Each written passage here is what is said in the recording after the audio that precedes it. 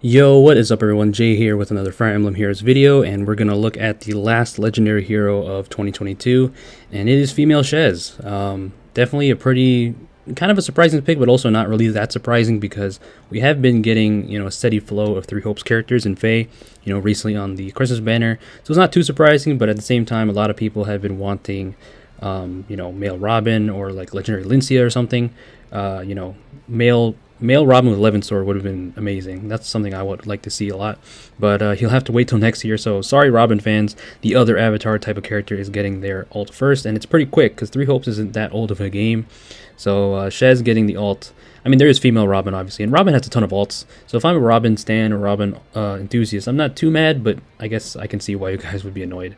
But yeah, so female Shez here. She is the sharpest blades. And as you can see, she is dual wielding swords. But she's not actually a sword unit.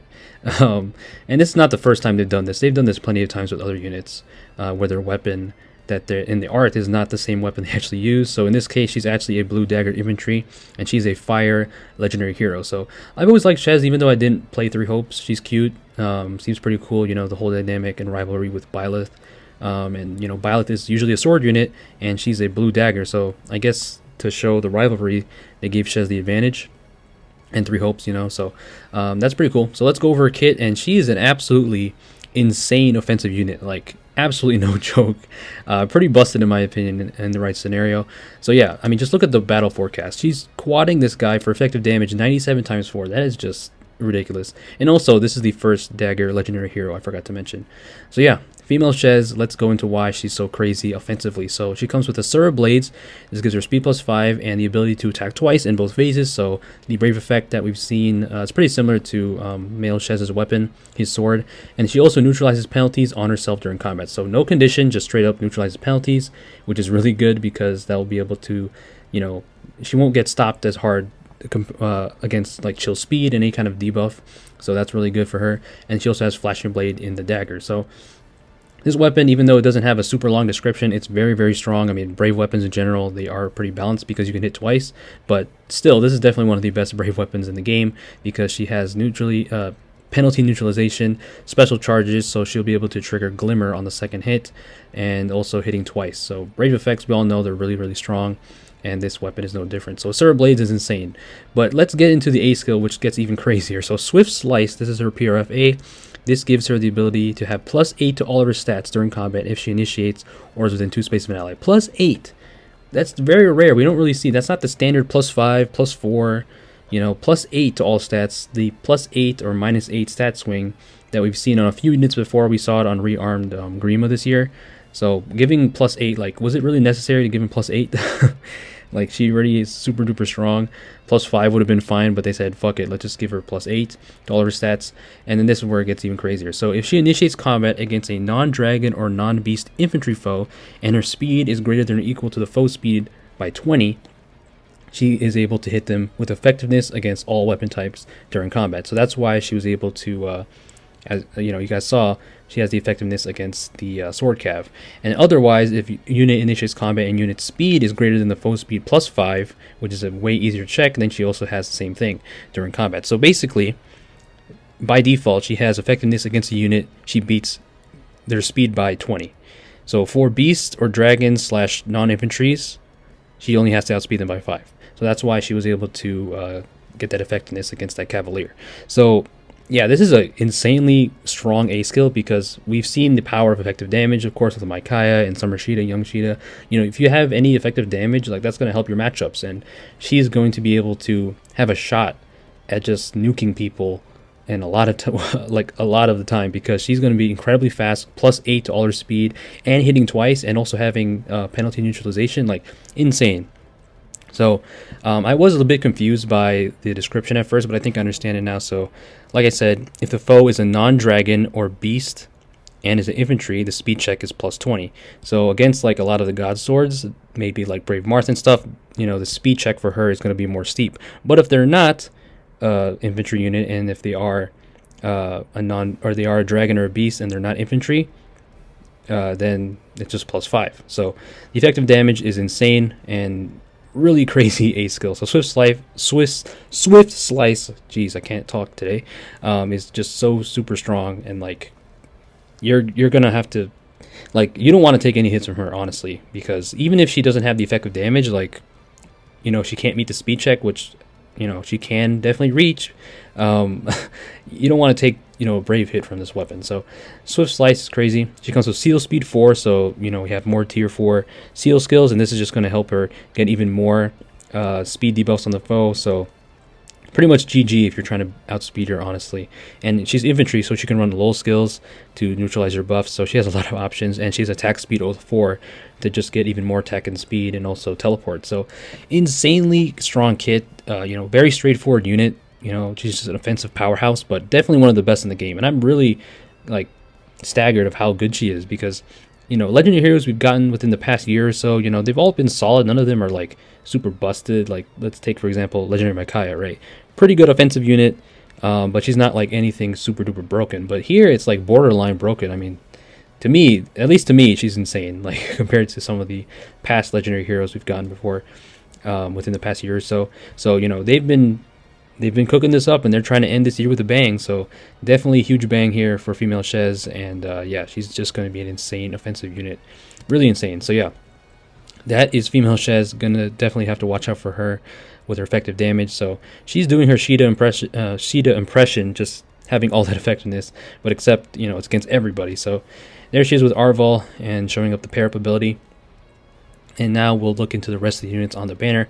I'm going to be pulling on this banner because Medius is on it, and I'm trying to plus 10 to him, so I might make a summoning review for that. But anyways, let's look at the rest of the units. We have Legendary Lena, Legendary Claude, Legendary Sigurd, Mythic Medius, Legendary Myr. We have Legendary Crom. Oh yeah, this is the Brave Hero banner. We have Brave Seliph, Brave Tiki, Brave Bala coming back. So for all the people who are trying to plus 10 the past Brave winners, you can definitely do it here. But there's also the Anniversary banner. I think they're going to rerun there as well. Sather is here as well, Legendary Ninian. So yeah, this banner is actually pretty stacked across all the colors. Like, none of the colors are super, like, big duds, I'd say.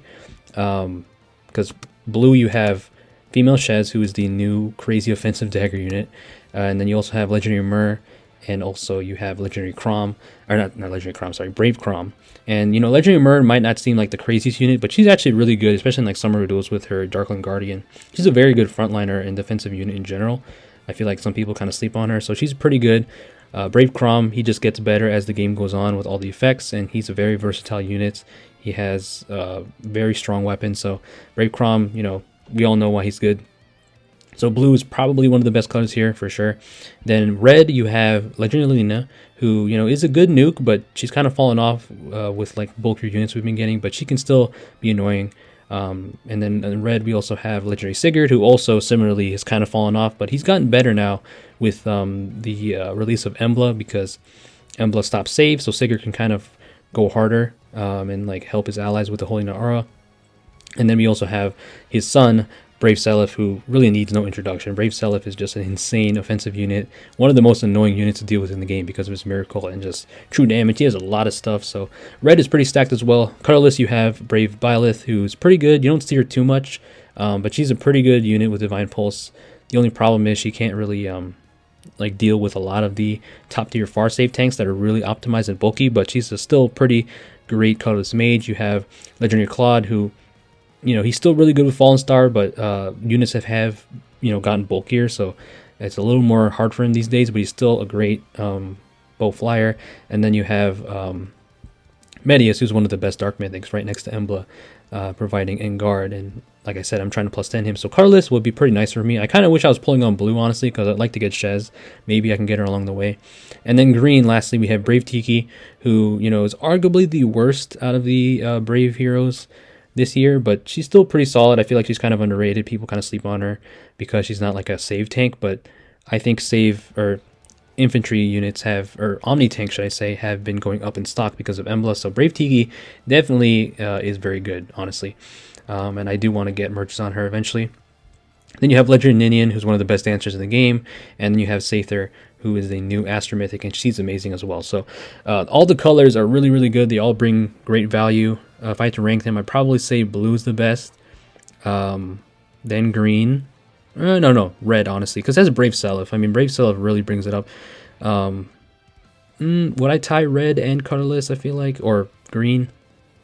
Yeah, I'd probably put red and green tied, and then colorless maybe second after blue.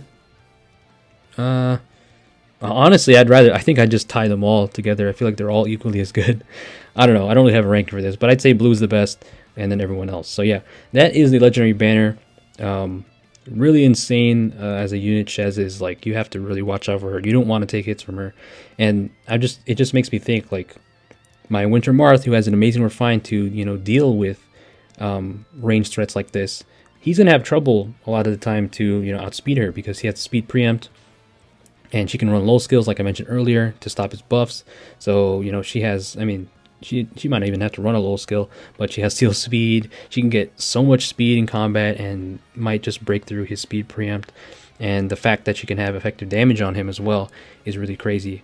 So that's going to be a task. If I fight some kind of invested female Shez, I'll have to see how my Winter Marth fares, because she's going to be incredibly, incredibly fast. I don't know if they showed her stats in the trailer. I don't think they did. I don't think they did, but I hope she's frail, so at least she's easy to kill when you do hit her.